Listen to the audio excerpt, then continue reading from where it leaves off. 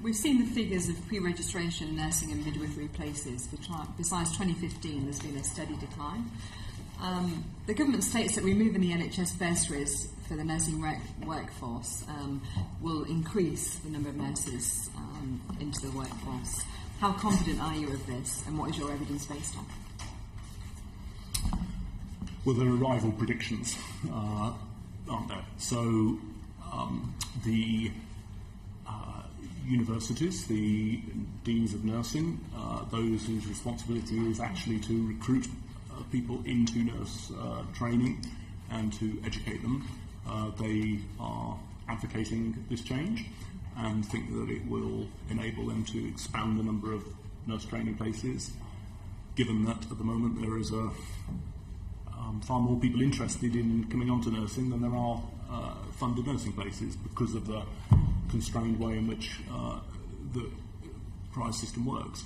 So that would be kind of one data point.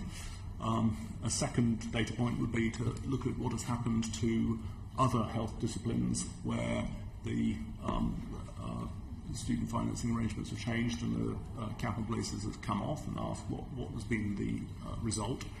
And in the case, say, of pharmacy training, actually it's been an enormous expansion in the number of pharmacists, so much so we've probably now got a surfeit of pharmacists who's rather now able to bring them into general practice. So those would be kind of two. Yeah. Those would be kind of two positive predictions.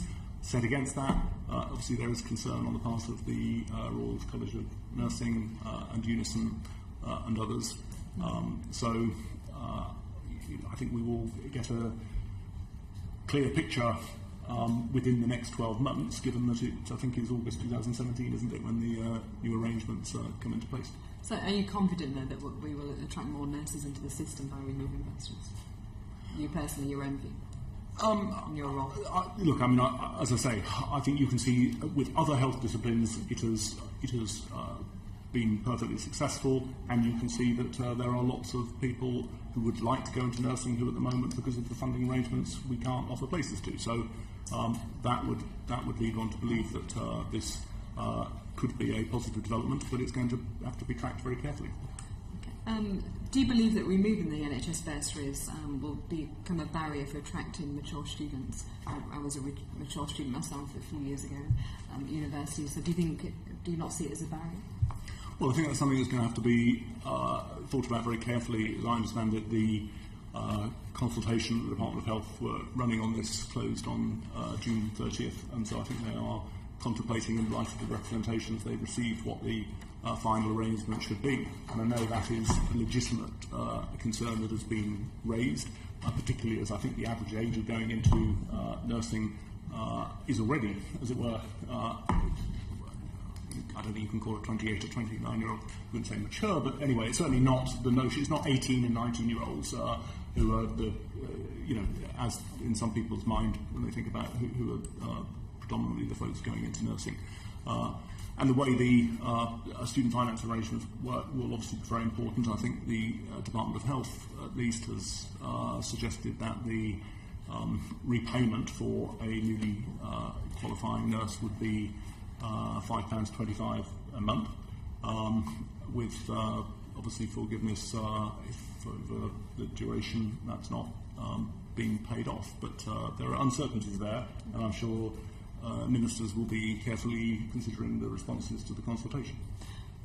We had a Health Select Committee away day in which they considered maybe paying a salary for nurses. Is this something that the government will consider in the future? I can't speak for that. That's obviously something the Department of Health will be having to respond to. These extra 10,000 nurses that we're needing to attract, do you have a recruitment drive or plan to implement this? In terms of the expanded training places, or in terms of the attracting more people to make sure that we fill these extra places that are needed?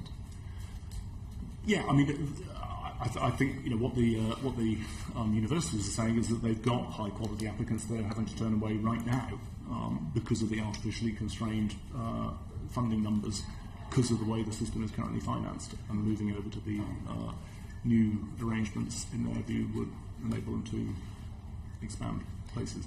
Thank you. Final question. In their existing state, would it be physically and financially possible for NHS trusts to train the additional student nurses that the government believes the reforms will produce? So do you think we've got it's physically and financially possible? We know it's a mixed bag of trusts.